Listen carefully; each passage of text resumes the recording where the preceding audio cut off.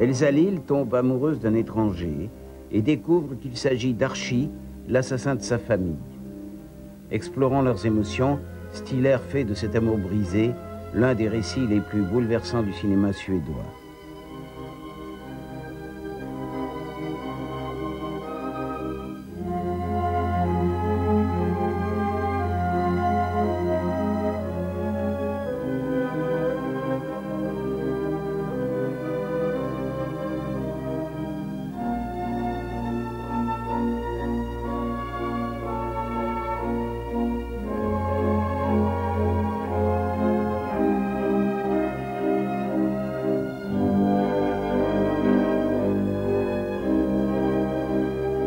Dans Stiller que Söström était en train de se forger une réputation à l'étranger.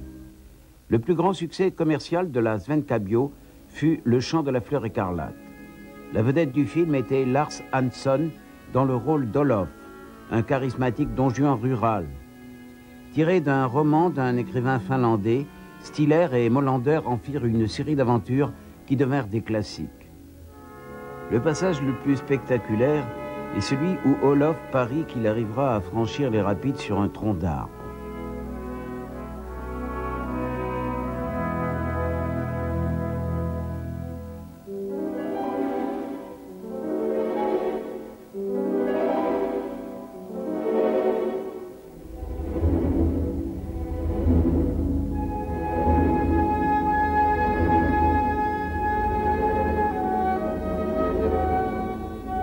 La musique était signée du compositeur finlandais Amos Järnfeld. C'était la première fois que la Svenska Bio commandait une partition spécialement pour un film.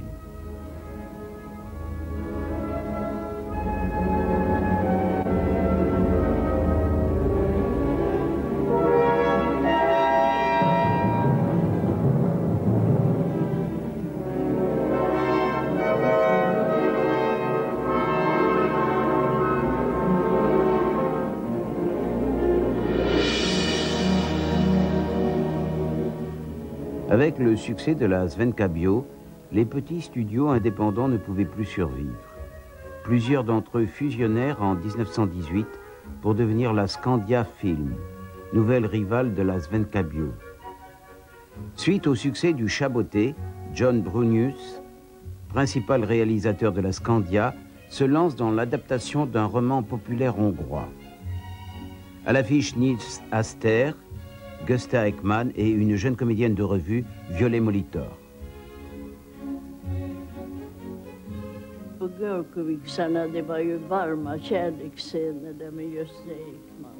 La famille Djokovic comprenait des scènes d'amour, comme celle-ci avec Gösta Ekman. Le film étant muet, on pouvait dire ce qu'on voulait. À la différence du théâtre, il n'y avait jamais de répétition, ce qui fait qu'on ne savait jamais très bien où on allait.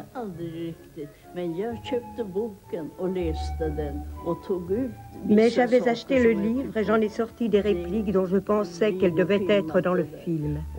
Cela m'a rendu service dans une certaine mesure.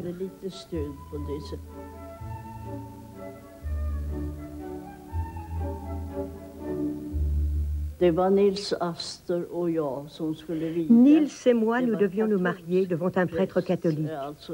Alors John Brunius a dit « Je ne vais pas payer une armée de figurants, je vais inviter toute la noblesse. » Et c'est ce qu'il a fait. Ils sont tous venus, vêtus de leurs plus beaux atours, et ils n'ont pas touché un sou.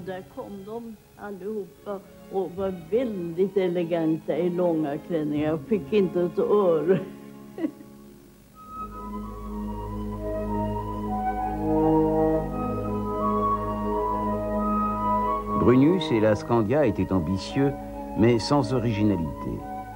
Leur production suivante présentait toutes les caractéristiques d'un film de la Svenska Bio. L'action se déroulait dans le superbe paysage norvégien. Sur cette toile de fond rurale, le film raconte l'histoire de deux amants issus de familles rivales. Brunius est allé jusqu'à recruter deux vedettes de la Svenska Bio pour les premiers rôles, Lars Hansson et Karin Molander. Ce fut un film à gros budget, qui établit la réputation de Brunius.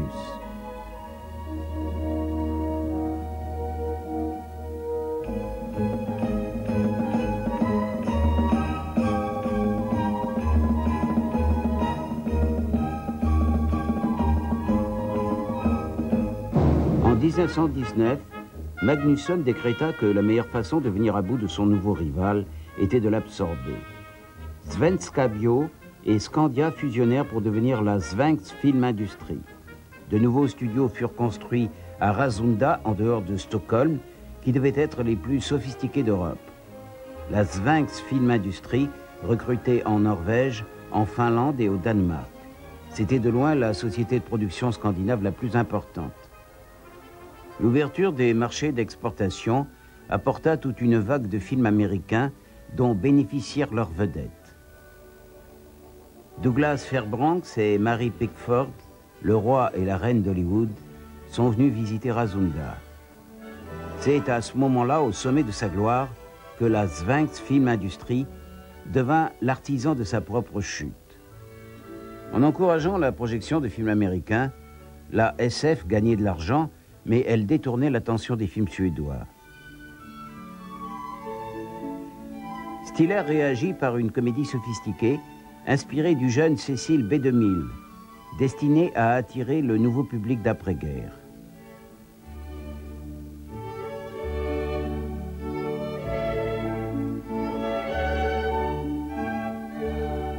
Elle était interprétée par Karine Molander, Anders de Waal et Tora Tegé.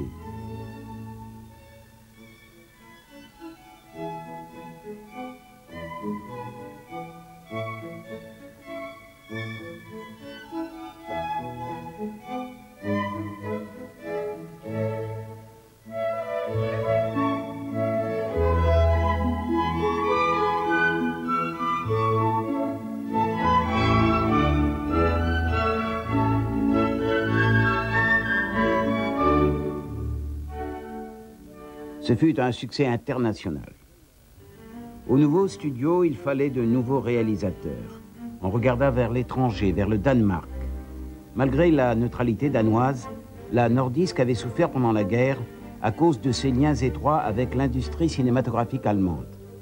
La SF recruta l'un de ses réalisateurs, Karl Dreyer. Cinéaste, Dreyer était aussi journaliste et critique. Il allait se tailler une réputation internationale avec la remarquable Passion de Jeanne d'Arc, tournée en France à la fin du muet. Grâce au travail de Söström, écrivit Dreyer, le cinéma est entré dans la terre promise de l'art. On retrouve cette admiration dans le premier film de Dreyer.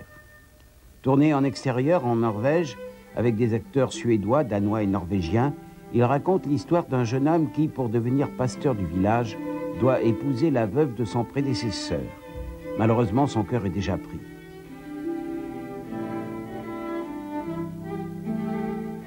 La veuve a déjà enterré 3 maris.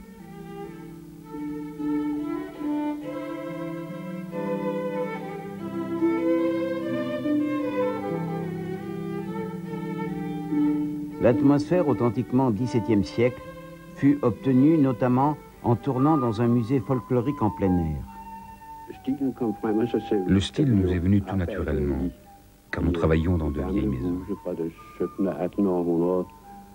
Nous avons même montré les plafonds, ce qui était alors tout à fait inhabituel. Il est très rare que l'on fasse un plafond dans un décor de studio. Et quand on regardait par la fenêtre, on pouvait voir le paysage.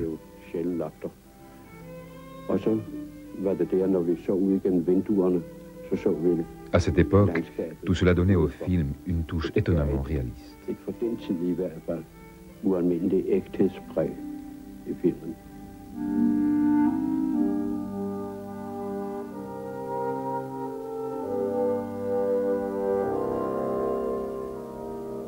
Les deux amoureux se mettent à comploter contre la veuve. Ils essaient même de la faire mourir de peur.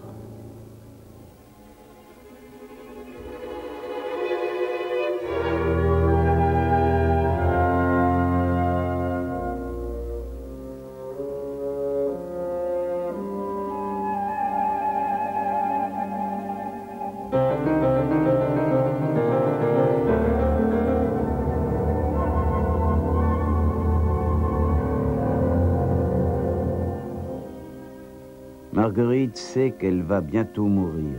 Elle se rappelle sa jeunesse et son premier amour. Elle pardonne aux amoureux qui sont bourrelés de remords.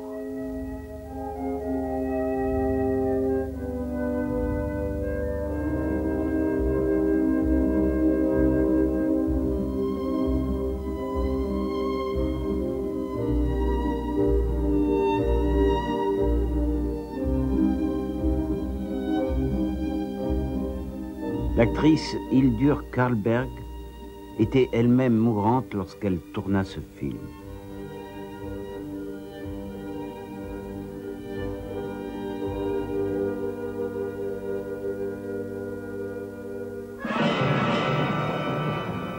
La deuxième recrue danoise de la SF fut Benjamin Christiansen. À Copenhague, la SF acheta un studio spécialement pour lui. Il y travailla 3 années durant sur un seul film. Ce presque documentaire allie sorcellerie, religion et hystérie en une série de sketchs éblouissants.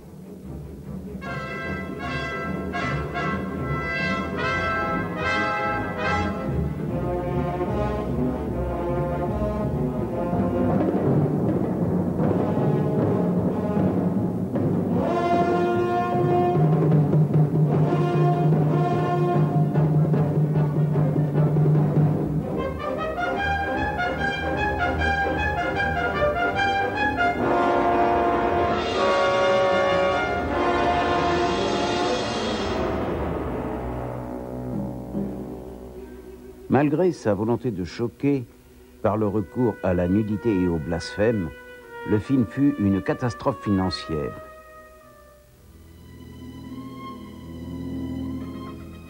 Christiansen tenait lui-même le rôle du diable. Les comptables de la SF auront sans doute approuvé ce choix.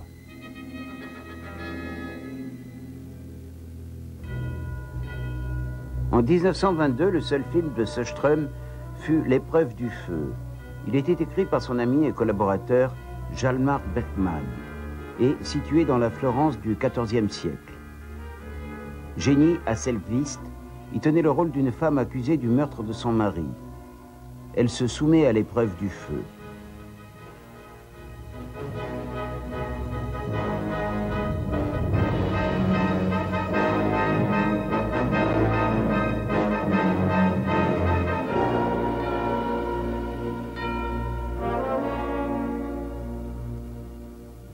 Elle a la vision de son mari. Elle se le rappelle tel qu'il était au jour de leurs épousailles. Et c'est lui qui l'aide à traverser l'épreuve.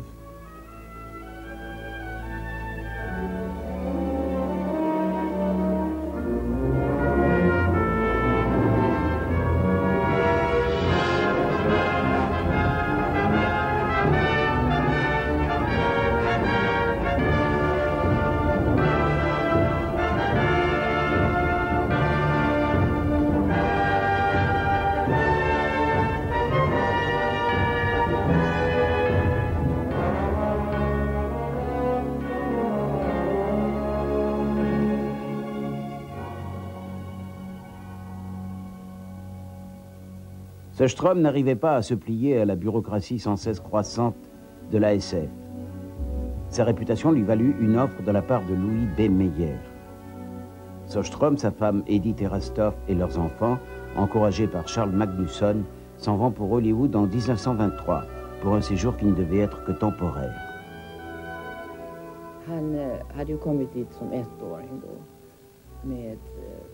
Il y était allé avec sa famille alors qu'il avait 1 an.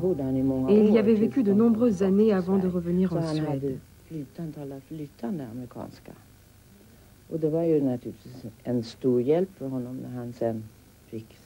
parlait donc couramment l'anglais américain. Au moment de conclure son contrat, le fait de ne pas avoir de problème de langue lui fut fort utile. Les gens l'adoraient là-bas. Ils l'appelaient Jésus. On lui avait donné ce surnom à cause de sa gentillesse. On disait, où est passé Jésus? Jésus, il est aux toilettes. Ce surnom lui allait comme un gant, car c'était vraiment quelqu'un de très gentil. Il était très facile de travailler avec lui. En 1924, Stiller réalise le dernier grand film suédois du cinéma muet, S'inspirant d'un roman de Selma Lagerlöf, Stiller créa une grandiose épopée en 2 parties. À partir d'un passage mineur du roman, l'incendie du manoir d'Ekeby, il fit une scène éblouissante qui deviendra un classique. 34 décors furent construits, tous destinés à être brûlés. Ce fut le film suédois le plus cher jamais réalisé.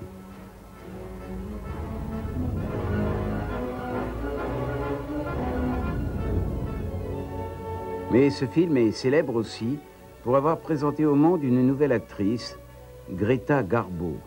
Elle avait tout juste 17 ans. Garbo a commencé sa carrière comme vendeuse dans un grand magasin de Stockholm. Promue modèle, elle présenta des vêtements et apparut dans quelques films publicitaires. Ceux-ci lui valurent un petit rôle dans une comédie d'Eric Petschler, Peter le Vagabond. Son talent naturel la fit admettre à l'Académie royale d'art dramatique, où elle rencontra Mimi Pollak. Elles deviendront amies intimes.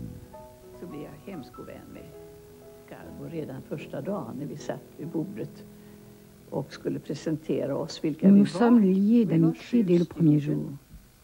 Nous étions 7 et nous sortions toutes du lycée, sauf Greta qui dit en rougissant « collège ».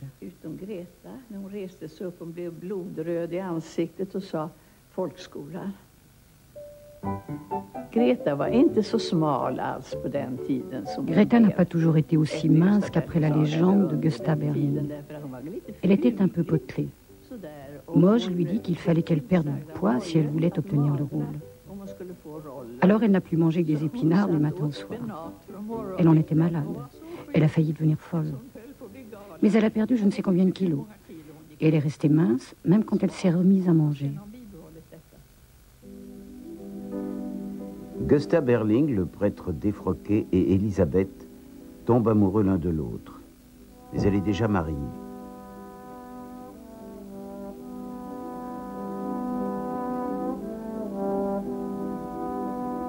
C'est le premier rôle dramatique de Garbo et ses qualités de comédienne sont déjà évidentes.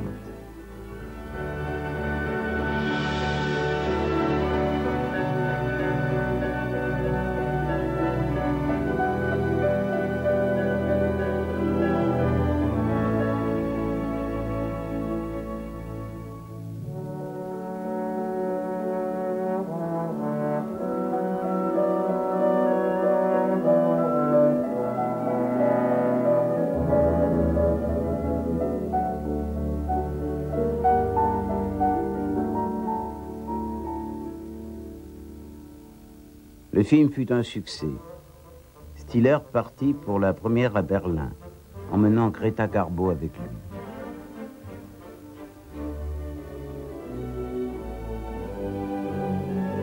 Ils ne tourneront plus en Suède, ni l'un ni l'autre.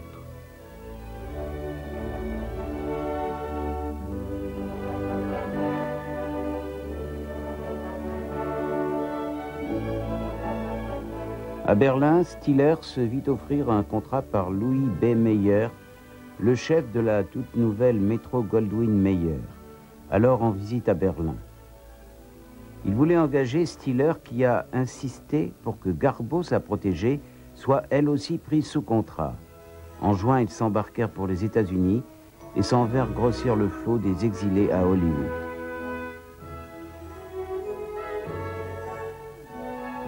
Karin Molander, Victor Söström et Lars Hansen les y attendaient déjà.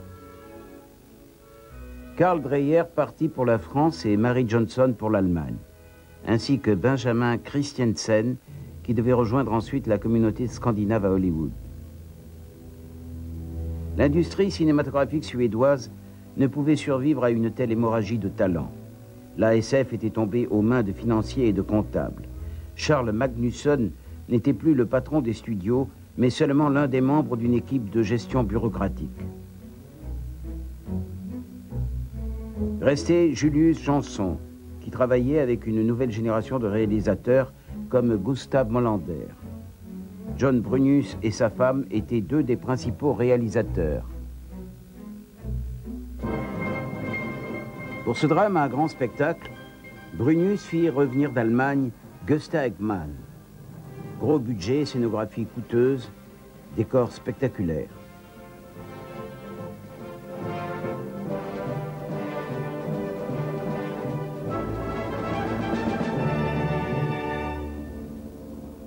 Ce fut un échec commercial. L'Amérique savait présenter l'histoire suédoise mieux que la Suède elle-même. La MGM transforma Garbo en une icône reconnue dans le monde entier. Hollywood fut moins généreux pour son protecteur, Moritz Stiller.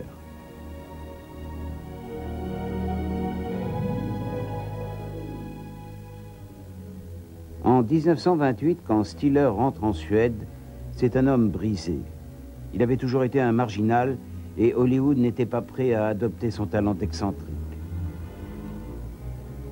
À Stockholm, il fut admis à l'hôpital Sophia Hemmet.